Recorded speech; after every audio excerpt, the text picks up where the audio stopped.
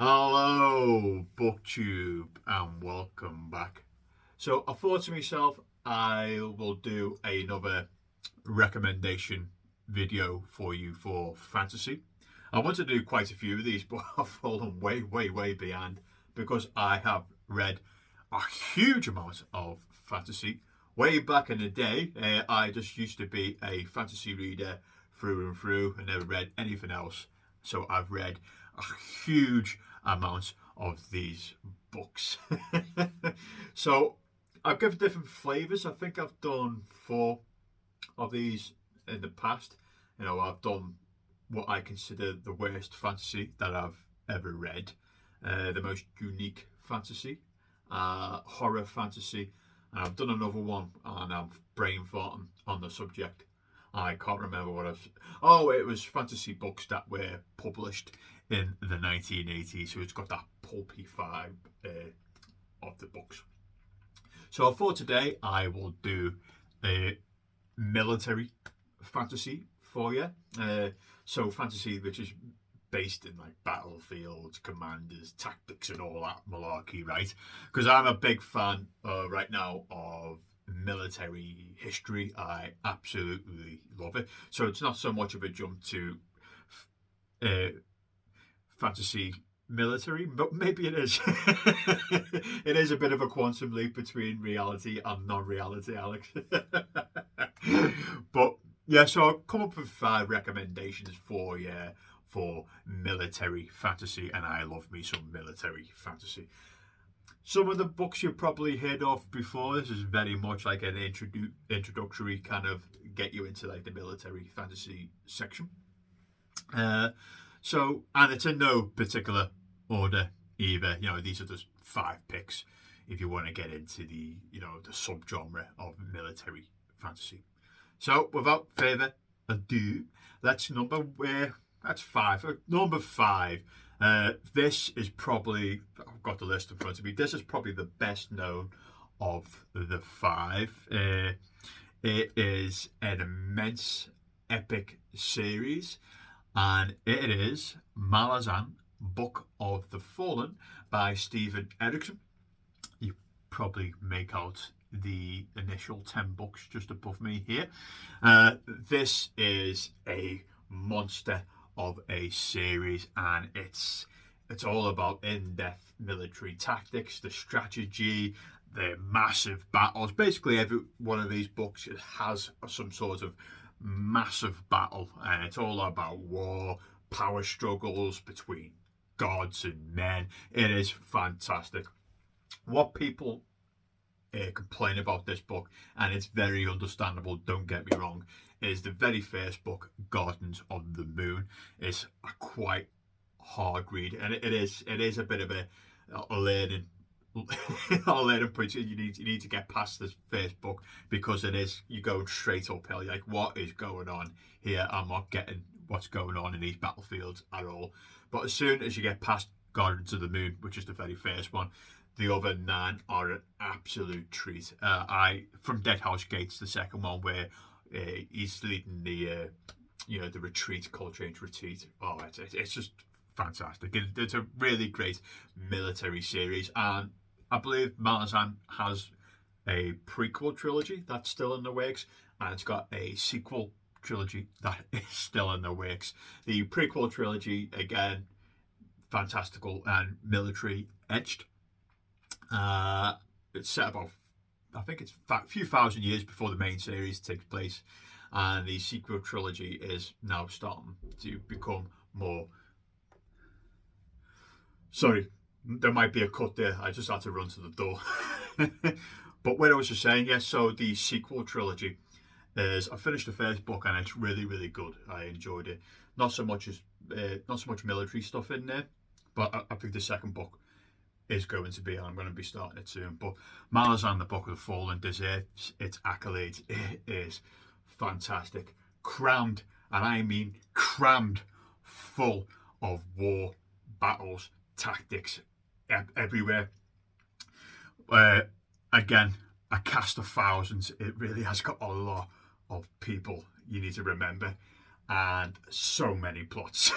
But don't let that put you off, because it is fantastic. And if you can see behind me, apart from Gardens of the Moon, which is, you know, the most complicated to get your head over, all the other ones are quite meaty as well, quite dense. But if you're into your fantasy genre, you need to pick up Malazan Book of the Fallen. It is really, really good. Okie dokie, what will we jumping to next? So, number 4, again, fairly well known. I believe this is one of the first kind of, you know, to turn the page on this like fantasy, you know, young farm boy becomes prince, becomes, you know, person who defeats the Dark Lord, that fantasy trope. I started to make fantasy much more darker and surreal. And this is Glenn Cook, the Black Company. I don't know where the actual Black Company is. Do you know what? I think I've unhauled them. Says that much for a recommendation, doesn't it? But these books are great. They're all the characters are quite grey in it. And the killers, the mercenaries. I think this book series is actually 10 books long, but I've only read the original trilogy. So I can't speak on the latter 7, but the first trilogy is still a really, really great series. So they basically work for the bad guy. So let's say they work for Sauron, okay? And they're working for money, and it's all that kind of gritty, grunt humour, their interactions between each other, and the actual brutality of them just going out there and killing people. That's basically the gist of the first 3 books, with a bit of okay, they might do something good towards the end. That's where the trilogy leads you. But Glenn Cook absolutely just slaps you all over the face with the action and the battles in all the first 3 books on this 10-book series. Again, really, really good, really good. And it's a strong recommend for your gritty kind of military fantasy book. Okay, what else have I put down here? Okay, so I've got The Heroes, which is by Joe Abercrombie. It's probably one of my favourites. One of my favourite fantasy authors at the moment. And this is Heroes. Bit of a pun there. None of these guys in this book are heroes, really. The Killers. And so that book takes place after the main series. So the main series is called The Blade itself. And it's a 3-day battle. It's a 2 or 3 day battle in the north between the Union and the Clan of Black Dog, I think his name was. I might be farting on the name there, but and it's basically situated between 3 characters, which is Ghost, which is like a disgraced ex-bodyguard, Prince Caldor, who's a bit of a not really care, you know, he'll betray you, you know, he's not a very honourable kind of a person, and a kind of like Claw, I think his name was, or Crow, he was like an old kind of being the soldier from up north, and he's like, oh, I'm too old for this stuff, you know. And it's basically a really in-your-face fantasy battles. Not really. It's just pure blood. That's what this 3-day bloodbath.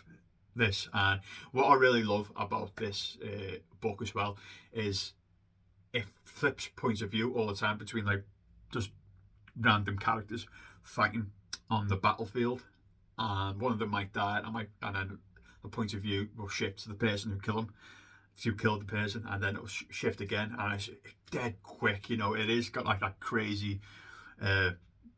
Or I guess what I might feel like on the battlefield is like, oh, this is just a mess. What's happening right now? And Joe Abercrombie is a really good. That's horrible. Great fantasy author. He's one of my personal favourites at the moment. And if you've not read The Blade itself, please go and pick up the Blade itself.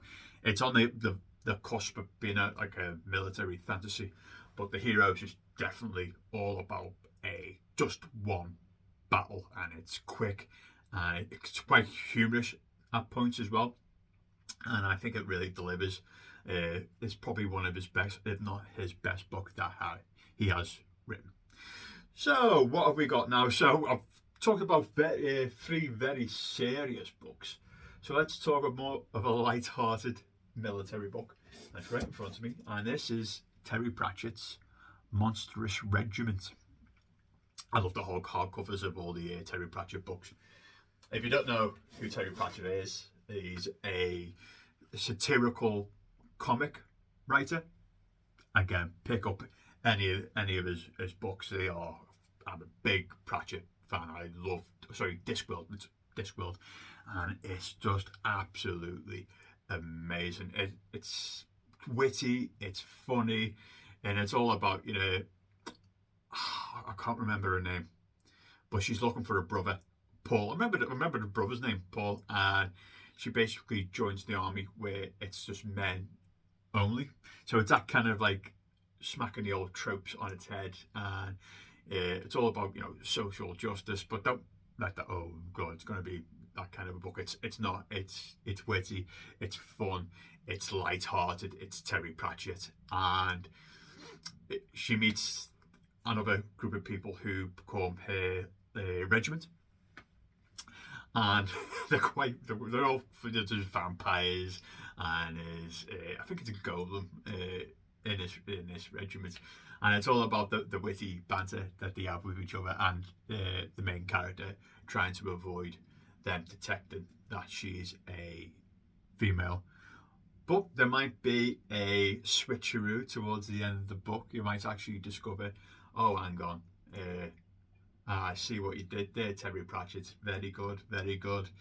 So again, this is more of a comic flavour of a military book rather than the blood and guts that you'd expect, especially from the Black Company that I mentioned. This don't go into Discworld expecting absolute brutality. It's not. It's satire. So that's 4, isn't it? Yeah, it's 4. So the last one I want to talk about is, just scroll down. This is Tyrants and Kings by, was it John? Yeah, it's by John Marco. This is it's criminally undervalued, this book. This book is, it's a trilogy, sorry. This trilogy is so undervalued. It's a really good package of 3 books. So it's the Jackal of Nor, the Grand Design, and the Saints and the Sword. And it's all about Prince. It's not Richard. It's Richus. I think it's Righteous or Prince Righteous or Richards, something like that. It's the first book is him defending his realm against this evil, dark, magical, evil people. Okay, and he doesn't really want to do it because he doesn't want to become emperor anyway. So it's all that, and then the second book, kind of like there's a portrayal going on, and then boom, it's a civil war, and then the final book kind of wraps it all up in a big bow to say, maybe we can get out of this way. These books are, like I said, criminally underrated. They are fast. They are right in your face with the treachery and the action and the blood and just the battles that's going on all over the place. So if you've not read the Tyrants and Kings trilogy, pick it up. It is fantastic. So that's it, folks. They're 5 military fantasy books that are really good, which you should pick up. So you've got Malazan, the Book of the Fallen, which is this massive series. It's a commitment, but it's worth it. There's 10 books in the main series, and then you got a prequel trilogy and a sequel trilogy is coming out as well. You've got Monstrous Regiment, which is a satirical, play on being in the army. You got the Heroes, which is a 3-day battle in the north, which is really close and personal. You got Tyrants and Kings, which is a reluctant king trying to defend his realm when all sorts of treachery is going on. And trust me, I can't remember the other one. Oh, The Black Company by Glenn Cook, which is about a bunch of bastards, to be honest with you. A bunch of mercenary killers who are working for the bad guy. But hold on, all is not what it seems. Okay, folks, I hope you enjoyed that, and I will talk to you soon. Goodbye, BookTube.